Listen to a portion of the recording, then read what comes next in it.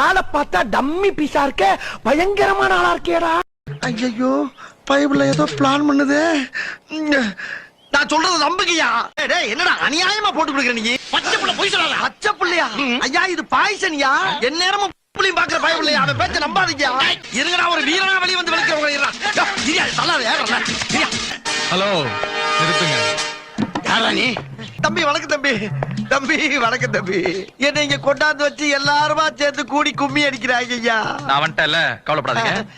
அவரை ஜாமீன்ல விடுங்க. ஜாமீன்ல விடலாம். நாங்கன்னு சொல்லிட்டு இருக்கிறையே, நீங்க எத்தனை பேர் இருக்கீங்க? இதுக்கு வேற வழக்கம் கேட்கிறீங்க. ஐயோ வெளியே தெரிகிறது ஒரு உருவம், ஆனா உள்ள தெரிகிறது பல ரூபங்கள்.